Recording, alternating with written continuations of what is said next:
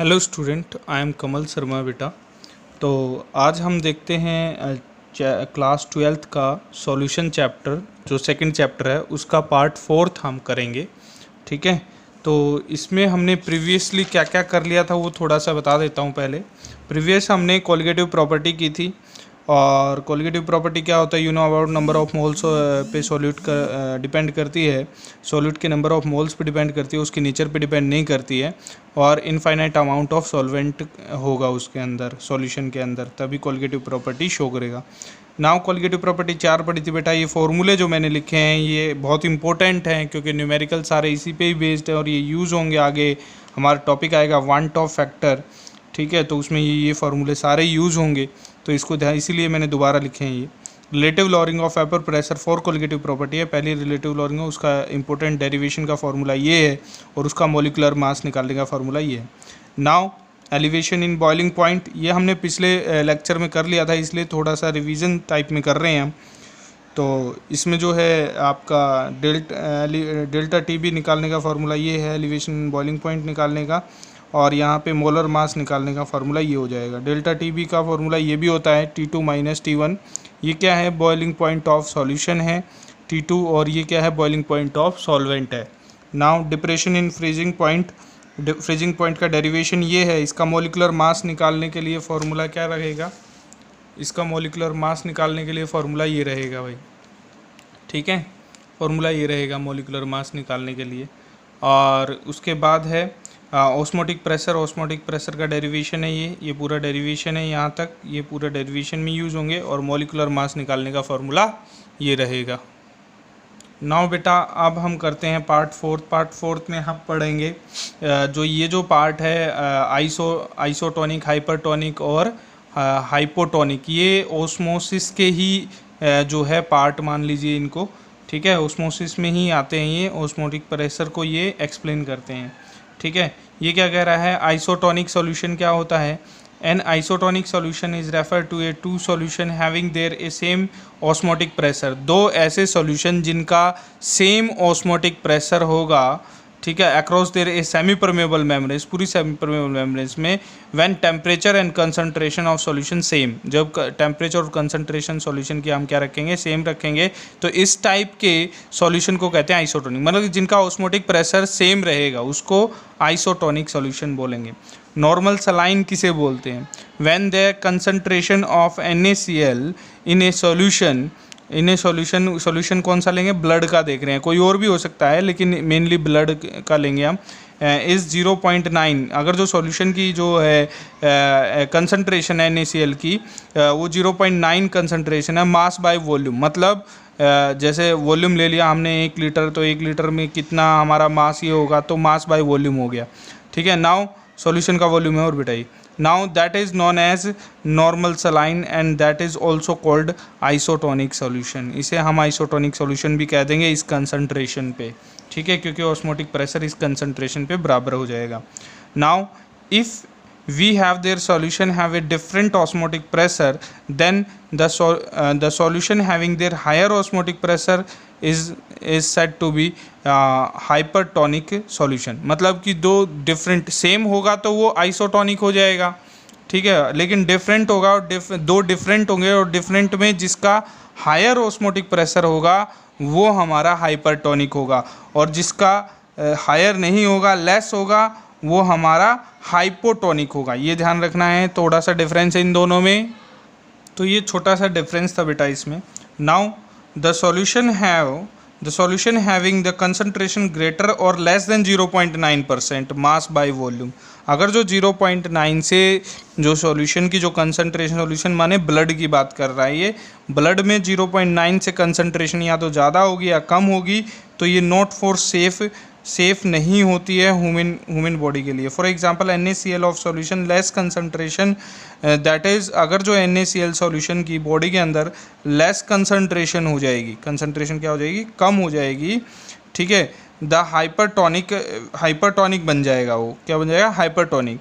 With respect to human blood its osmotic pressure will be low, तो human blood के अंदर जो osmotic pressure है वो क्या हो जाएगा, लो हो जाएगा। देखो ये लो हो गया ऑस्मोटिक प्रेशर यहाँ पे, जैसे ये एक सेल मान लीजिए, यहाँ पे ब्लड के अंदर ऑस्मोटिक प्रेशर लो हो गया, ये कंसंट्रेशन लो होगी यहाँ पे, तो यहाँ पे क्या हो जाएगा, हाइपरटोनिक हो जाएगा। यही बता रहा है यहाँ पे, कह रहा है and water will be move into the cell. तो वाटर क्या होगा, ये सेल के अंदर मूव करने लग जाएगा। वाटर क्या करने लग जाएगा, सेल के अंदर मूव करने लग जाएगा अगर जो कंसंट्रेशन ब्लड की लो होगी एज कंपेयर टू सेल। ठीक है, तो इसमें क्या होगा फिर, मूव करने लग जाएगा तो ये क्या हो जाएगी, ये सेल क्या होने लग जाएगी, स्वेल होने लग जाएगी, मतलब फूलने लग जाएगी। ठीक है, और फाइनली ब्रस्ट, और फिर ये फाइनली क्या हो जाएगी, फट जाएगी। That disease known as oedema. इस टाइप की डिजीज़ को क्या कहते हैं, एडिमा, जो मतलब स्वेलअप हो जाता है, फूलता जाता है शरीर। इसमें जहाँ पे भी NaCl की कंसंट्रेशन जो है वो ज़्यादा हो जाती है ब्लड के अंदर। ठीक है, now if there a NaCl is more concentration is hypertonic. ठीक है, यहाँ पे तो क्या थी, इसमें ज़्यादा हो जाएगी कंसंट्रेशन ब्लड के अंदर, वहाँ पे क्या थी, लो हो जाएगी कंसंट्रेशन ब्लड के अंदर। ये सेल है, ये ब्लड है। ठीक है, तो यहाँ पे क्या कर रहे हैं, हाई हो जाएगी तो वो कौन सा हाइपरटोनिक बन जाएगा। ठीक है, ब्लड का। तो यहाँ पे सेल के अंदर कंसंट्रेशन अब लो होगी, बाहर जो है सॉल्ट ज़्यादा हो गया ब्लड के अंदर, तो वो क्या हो जाएगा, ये जो सेल से क्या हो जाएगा, ये जो वाटर है वो बाहर की तरफ रिमूव हो जाएगा और सेल क्या हो जाएगी, श्रिंक हो जाएगी, सिकुड़ जाएगी। देखो ये रहा, श्रिंक हो जाएगी, और जिससे क्या हो जाएगा, हमें वो प्लाज्मोलाइसिस हो जाएगा, प्लाज्मोलाइसिस हो जाएगा यहाँ पे, इस ये डिजीज़ का ही नाम है। ठीक है, तो ये समझ में आ गया होगा सारा। नाउ नेक्स्ट हम करते हैं एबनॉर्मल मॉलिक्यूलर मास।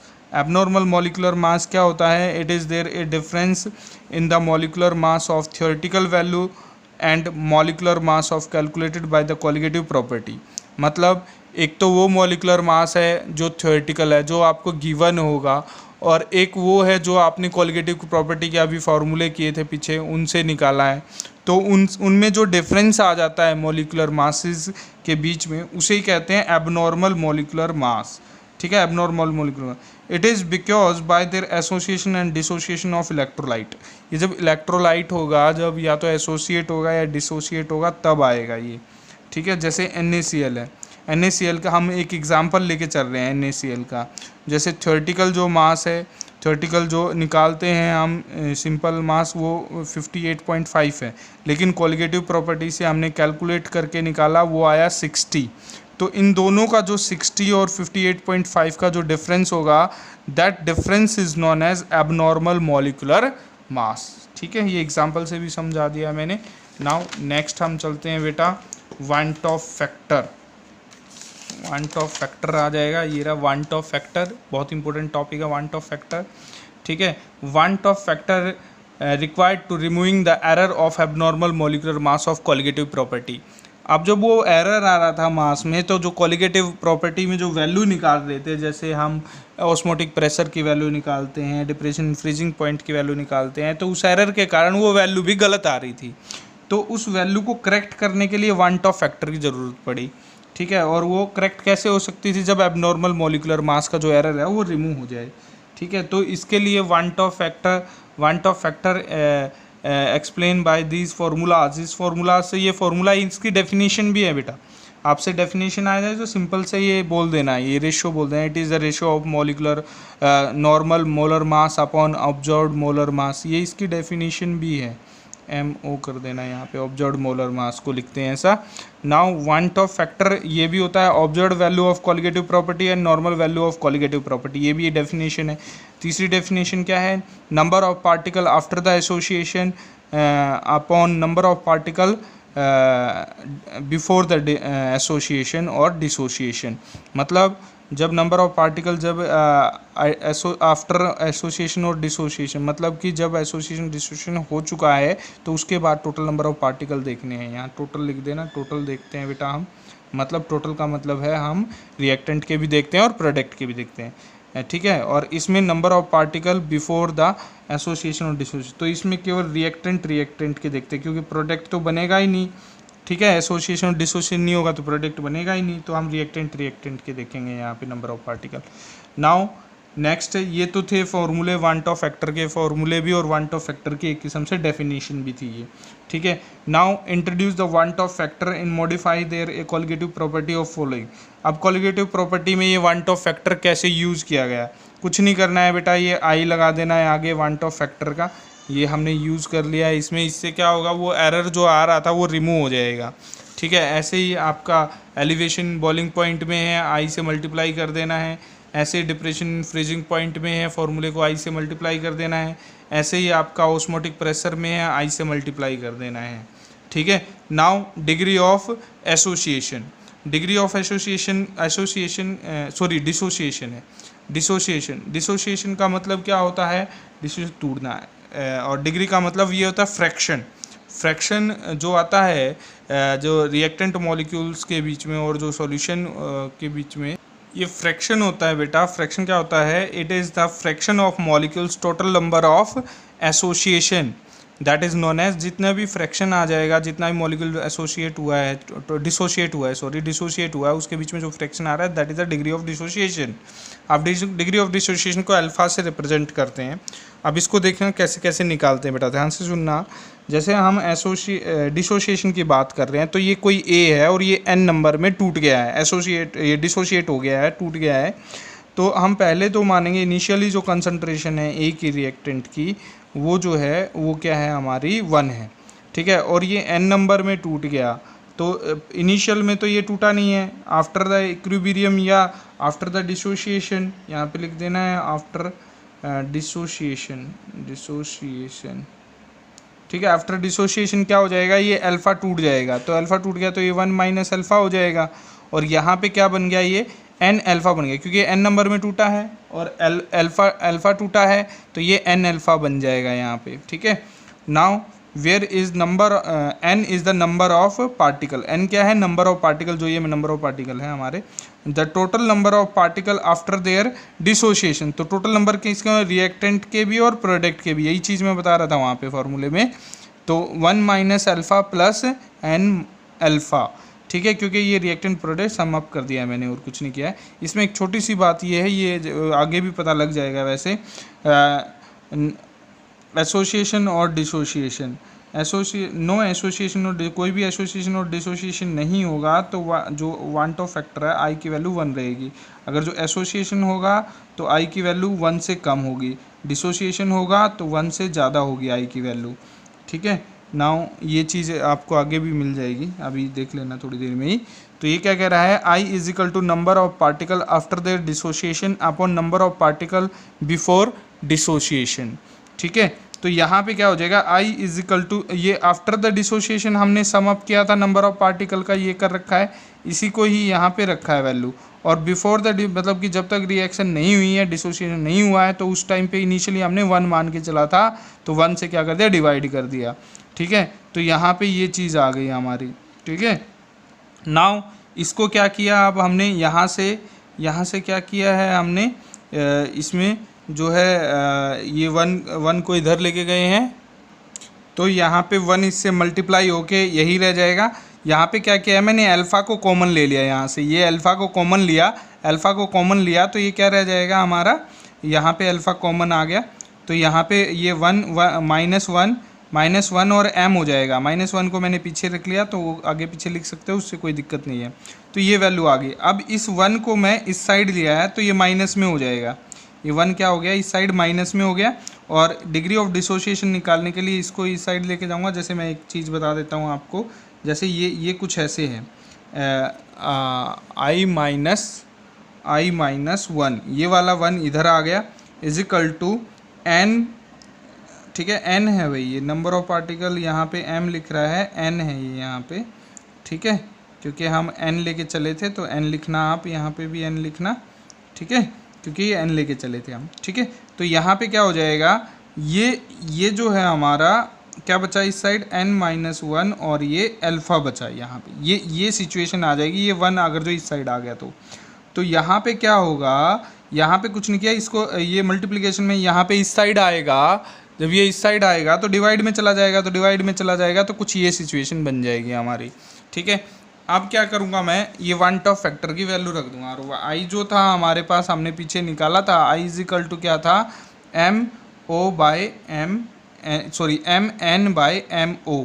ठीक है, ये वाला फॉर्मूला, ये देखिए ये वाला फॉर्मूला था हमारा, नॉर्मल मोलिकुलर मास और एब्जॉर्बर मोलिकुलर मास। ये वाला आई की वैल्यू रख देंगे, यहाँ पे भी मैंने लगा दिया है, आगे देखोगे तो आप।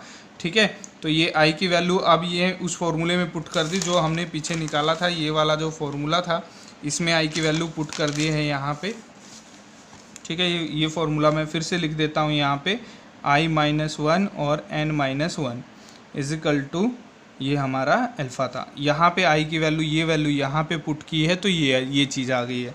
ठीक है, तो अब हमने क्या किया है, इसको एल्शियम लिया है और कुछ नहीं है, यहाँ पे एल्शियम लेंगे तो ये सिचुएशन आ जाएगी और ये नीचे की तरफ आ जाएगा तो कुछ ये सिचुएशन आ जाएगी। ठीक है, इसी को ही कुछ नहीं किया, इसी को मान लीजिए इसके बटे में वन है और ये ऊपर चला गया तो ये इसके साथ मल्टीप्लिकेशन में आ जाएगा। ठीक है, तो यहाँ पे देखिएगा, अब आगे देखिएगा आगे क्या सिचुएशन है हमारी। ये हम मान लेते हैं कि भाई ये हमने NaCl है, इसको डिसोशिएट कर दिया तो यहाँ पे n की वैल्यू 2 है, क्योंकि ये नंबर ऑफ़ डिसोशिएशन 2 है, यहाँ पे 2 है तो ये n की जगह ये वाला फार्मूला आया था हमारा। ठीक है, अभी देखो ये सबसे ऊपर यही वाला फार्मूला है। ठीक है, तो यहाँ पे कुछ नहीं किया है, n की जगह 2 रख देना, 2 माइनस 1 करोगे तो यहाँ से alpha is equal to I minus 1 हो जाएगा। ऐसे ही यहाँ पे CaCl2 लिया, CaCl2 में यहाँ पे कितने नंबर ऑफ हो गए, ये n की वैल्यू कितनी होगी, 3, n की वैल्यू 3 होगी क्योंकि नंबर ऑफ आइंस 3 हो गए, तो यहाँ पे 3 रखी है n की वैल्यू, तो यहाँ पे क्या आ गया, alpha is equal to I minus 1/2। ये बता रखा है एक एग्जाम्पल लेके। ठीक है, आगे यहाँ पे रिएक्शन वगैरह में भी यूज़ होंगी ये चीज़ें, तो ध्यान से देखनी है। नाउ नेक्स्ट आ जाता है आपका डिग्री ऑफ एसोसिएशन। अभी तक क्या चल रहा था, डिग्री ऑफ डिसोसिएशन। इस डिग्री ऑफ एसोसिएशन क्या होता है, it is defined as the fraction of total number of molecules which associated, मतलब कि जो fraction total number of molecules में आता है जो एसोसिएट हुए हैं, ठीक है, उसे क्या कहेंगे हम, डिग्री ऑफ एसोसिएशन कहेंगे। ठीक है, now combine together resulting there a formation of bigger molecules, और जब आपस में कंबाइन होंगे तो एक बिग मॉलिक्यूल्स बना लेंगे। देखो जैसे ये n नंबर ऑफ़ ए हैं, ये आपस में क्या हुए हैं, जो है कनेक्ट हुए हैं n नंबर ऑफ़ ये, और an बना लिया है यहाँ पे। ठीक है, तो मान लेते हैं पहले कंसंट्रेशन इसकी 1 थी, तो 1 थी तो इसकी कंसंट्रेशन क्या है, 0, क्योंकि इनिशियल मतलब प्रोडक्ट हमारा बना ही नहीं है इनिशियल में। आफ्टर देयर एसोसिएशन जब ये टूटना स्टार्ट हो गया तो इसमें 1 माइनस अल्फ़ा, मतलब कि अल्फ़ा ये टूट गया है यहाँ से, तो ये अल्फ़ा बाई n बन जाएगा। इसमें बहुत बच्चों को ये प्रॉब्लम होती है कि बाई n कहाँ से आ गया। बाई n बेटा, ये जितने नंबर ऑफ़ मॉलिक्यूल्स होंगे ये उतने ही तो जुड़ जाएंगे, और उतने ही जुड़ेंगे तो ये जो इकट्ठा आप जब लिखेंगे तो उसके बाई में चला जाएगा वो। जैसे मान लेते हैं ये 2 मॉलिक्यूल्स थे, ठीक है, 2 मॉलिक्यूल थे, मान लेते हैं 2 मॉलिक्यूल्स ऑफ A थे, जब ये इकट्ठा हुए तो ये A2 हो गए, मतलब दो है, तो ये n का ये कितने हुए, ये इसके कंपैरिजन में ये 1/n हुआ। अगर जो मैं इसको 1 मानूंगा तो इसको देखो मैंने यहाँ पे 1 माना है तो ये 1/2 बनेगा, ये 1/2 बनेगा, ये जो बनेगा 1/2 मतलब कि इसके कंपैरिजन में आधा बना है, ये 1 माना है, तो इसीलिए जब इसको 1 मानेंगे तो यहाँ पे जब ये टोटल नंबर ऑफ़ डिसोसिएशन देखेंगे तो वो डिवाइड में चला जाएगा जितने भी नंबर ऑफ़ मॉलिक्यूल्स होंगे ये। ठीक है, ये बात थोड़ा सा बच्चों को अच्छे से नहीं आती है समझ में, मेरे से बाद में पूछ लेना, मेरे को कमेंट कर देना, ठीक है, तो मैं बता दूंगा आपको।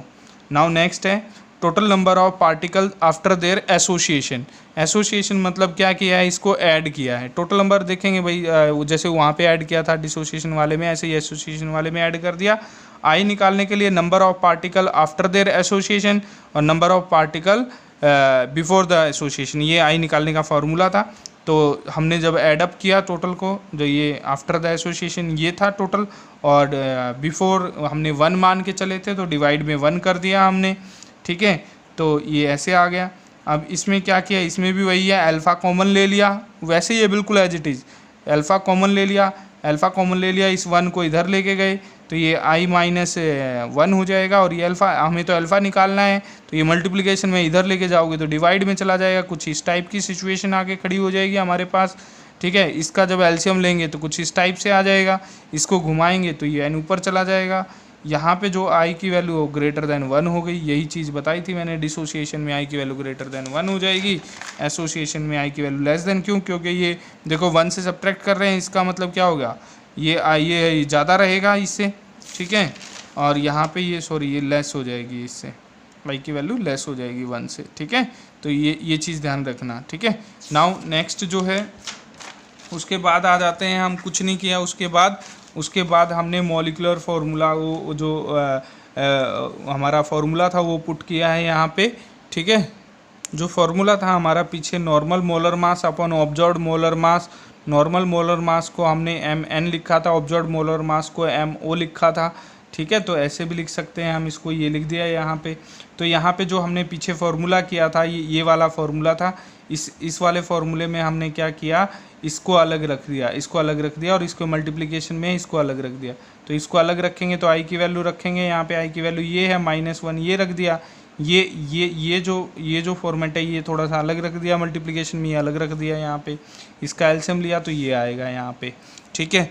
तो ये चीज़ थे हमारे, ये फॉर्मूले सारे थे एसोसिएशन और डिसोसिएशन वाले। टॉपिक थोड़ा सा डिफिकल्ट पड़ता है, इस पर कुछ न्यूमेरिकल अभी हम डिस्कस करेंगे। न्यूमेरिकल स्टार्ट करने से पहले बेटा इन फॉर्मूले को देख लीजिए, क्योंकि ये बार बार यूज होंगे। जब आई की वैल्यू, ये फार्मूला नॉर्मल मोलर मास अपन ऑब्जर्व्ड मोलर मास, तो इसको मैं कहूँगा अकॉर्डिंग टू फार्मूला फर्स्ट। और जब ये लगेगा observe value of colligative property, normal value of colligative property, तो मैं कहूँगा अकॉर्डिंग टू फार्मूला सेकेंड। और जब ये लगेगा total number of particle after their association और डिसोसिएशन, और total number of particle before the association और डिसोसिएशन, तो इसको मैं कहूँगा फार्मूला नंबर थर्ड। तो इसको ध्यान रखना है। अभी हम न्यूमेरिकल स्टार्ट करते हैं।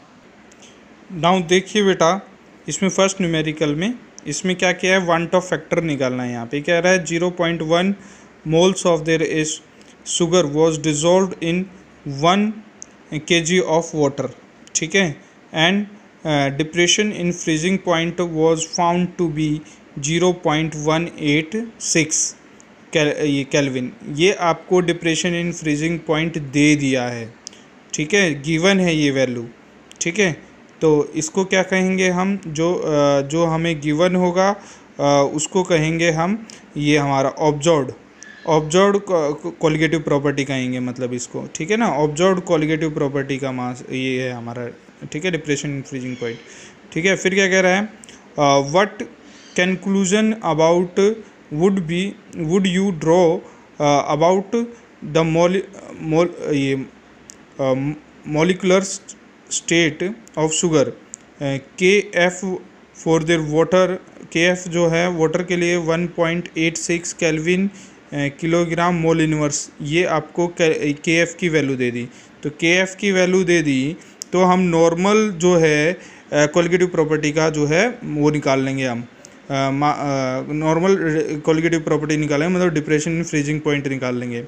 तो यहाँ पे क्या होगा, यहाँ पे जो ये मोलैलिटी है इसने कहा है 1 kg, मतलब 1 kg का है, जो मोल होंगे वही हमारी मोलैलिटी होगी, क्योंकि मोलैलिटी का जो फॉर्मूला होता है वो होता है N2/W1 इन kg, 1 kg, ये kg मेरे किलोग्राम में होगा। अगर जो ये 1 रहेगा तो N2/1 is equal to molality रहेगी, तो इसका मतलब molality is equal to N2 हो जाएगा। तो यहाँ पे N2 कितना दिया हुआ था, ये दिया हुआ था आपको, तो ये N2 ही मोलैलिटी है। यहाँ पे KF से मल्टीप्लाई करोगे तो ये नॉर्मल कॉलिगेटिव प्रॉपर्टी आ जाएगी। अब according to formula secondary formula के अकॉर्डिंग जो ऑब्जर्व्ड कॉलिगेटिव प्रॉपर्टी है divide by normal colligative property divide करेंगे तो N की वैल्यू आ जाएगी। वांट ऑफ फैक्टर हमें यहाँ पे निकालना था। देखो ये लिख रखा है हमारा, what conclusion would you draw about their molecular weight of sugar, ठीक है। यहाँ से क्या कंक्लूजन निकल के आता है, यहाँ से ये निकल के आता है कि भाई अगर जो ये 1 आई है तो ना तो यहाँ एसोसिएशन होता है ना डिसोसिएशन हुआ है। देखो मैंने बताया था जब n की वैल्यू 1 होगी, ये i की वैल्यू 1 होगी तो ना तो एसोसिएशन होगा ना डिसोसिएशन होगा। बता भी देता हूँ कहाँ पे बताया था मैंने, ये देखो ये बताया था यहाँ पे, नो एसोसिएशन और dissociation when i is equal to 1, ठीक है। तो यहाँ से ये इस पे बेस्ड था ये क्वेश्चन। नाउ नेक्स्ट क्वेश्चन जो है आपका हम ले लेते हैं, ये वाला ले लेते हैं नेक्स्ट क्वेश्चन। नाउ बेटा इसमें देखिएगा क्या कह रहा है, a substance of x molar mass of this, ये मोलर मास दे रखा है इस एक्स का, ठीक है। और ये क्या हो गया जो दिया है, ये नॉर्मल मोलर मास है, फिर ये नॉर्मल मोलर मास हो गया ये हमारा, ठीक है। और एसोसिएटेड विद दिस 2x और ये A2, मतलब ये एसोसिएट हो रहा है और ये वो n की वैल्यू है जो हम n की वैल्यू रखते थे, नंबर मैंने बोला था जितना भी होगा डिवाइड हो जाएगा। तो ये n इज इक्वल टू यहाँ पे क्या आ गया 2, ठीक है। तो n इज इक्वल टू की 2 आ गया। व्हेन डिजॉल्व्ड इन CCl4 में ये डिजॉल्व किया जाता है। डिजॉल्व मतलब ये CCl4 क्या है, सॉल्वेंट है, ठीक है। If 10 gram of X is dissolved in 2.0 kilogram of ये CCl4, मतलब ये X क्या है, सॉल्यूट है, और CCl4 क्या है, सॉल्वेंट है, क्योंकि इसके अंदर डिजोल्व किया गया है। और ये सॉल्वेंट का वेट है और ये सॉल्यूट का वेट ग्राम में दिया हुआ है। सॉल्यूट का वेट हो गया, इसका मतलब ये WB हो गया, W2 को हो गया, WB को 10 ग्राम हो गया, और सॉल्वेंट का वेट कितना हो गया, 2000 ग्राम हो गया। क्यों, क्योंकि किलोग्राम में दिया हुआ, तो 2000 ग्राम हो गया। नाउ फिर ये क्या कह रहा है, the freezing point of their lowered by लिख दिया, इसका मतलब डेल्टा TF है ये, ठीक है। फ्रीजिंग बाय लोवर्ड बाय, ठीक है। नाउ KF जो है, KF की वैल्यू दे दी आपको, KF की ये वैल्यू दे दी, ठीक है। Calculate the degree of association of X। Degree of association मतलब ये अल्फ़ा निकालने के लिए बोल रहा है, ठीक है, अल्फ़ा निकालने के लिए बोल रहा है। तो सिंपल सी बात है बेटा, ये कंडीशन आपको किसकी दिख रही है, MM2 निकालने के लिए दिख रही है, ठीक है। क्योंकि देखो अल्फ़ा जो एसोसिएशन का जो अल्फ़ा का फार्मूला होता है ये होता है I-1 1/n-1। अब हमारे पास ये m लिख रखा है, हमने जो है ये n बताया है आपको, इसने m लिख रखा, कोई नहीं आप n लिख लो, उससे कोई फ़र्क नहीं पड़ने वाला, ठीक है। तो n की वैल्यू तो हमारे पास है, n की वैल्यू तो 2 है हमारे पास, ठीक है। नाउ इसकी I की वैल्यू चाहिएगी, उसके लिए फॉर्मूला क्या होता है, normal molar mass upon absorbed molar mass, ठीक है। ये हमें दिया हुआ था, नॉर्मल मोलिकुलर मास दिया हुआ था। एब्जॉर्ब्ड मोलर मास जो है हम क्वालिटेटिव प्रॉपर्टी से निकाल लेंगे अकॉर्डिंग टू फॉर्मूला फर्स्ट के अकॉर्डिंग है ये, ठीक है। तो यहाँ पे क्या है, ये ऑब्जर्व्ड मोलर मास, हमने ये क्वालिटेटिव प्रॉपर्टी का ये फार्मूला लगाया, ठीक है। तो ये आया ऑब्जर्व्ड मोलर मास, ये फार्मूला आप जानते हो, ठीक है। डिवाइड किया, यहाँ से I की वैल्यू आ गई, I की वैल्यू आ गई, I की वैल्यू इस फॉर्मूले में पुट की, n की वैल्यू 2 थी आपको पता था, इसको सॉल्व किया तो ये आएगा 0.724। तो और जब भी ये डिग्री ऑफ डिस्टेंस तो परसेंटेज में निकालें, कुछ नहीं है, 2 पॉइंट आगे ले आना बस इसको, ठीक है। 2 पॉइंट इस तरफ चला जाएगा राइट साइड की तरफ, ठीक है। तो वो परसेंटेज में हो जाएगा, ठीक है। Now next numerical. देखो बेटा ये सभी न्यूमेरिकल इसी टाइप के हैं, तो इसमें अब आप कर के देख लेना न्यूमेरिकल, जो आपको प्रॉब्लम आए वो मेरे को बताना, ठीक है। NCERT के भी न्यूमेरिकल करके देखना, ये न्यूमेरिकल आ गए तो आपको इट्स मीन सब न्यूमेरिकल आ जाएंगे, ठीक है। तो आज के लिए इतना ही बेटा। वीडियो अच्छी लगी तो प्लीज़ इसको लाइक कर देना, शेयर कर देना, और जो नए बच्चे हैं वो सब्सक्राइब कर देना। बहुत ऐसा टॉपिक आज हमने लिया है जो बहुत बच्चों की प्रॉब्लम रहता है और काफ़ी इजीली समझ में नहीं आता है, लेकिन हमने इजी से इजी करने की इसको कोशिश की और समझाने की कोशिश की है, ठीक है। Thank you very much.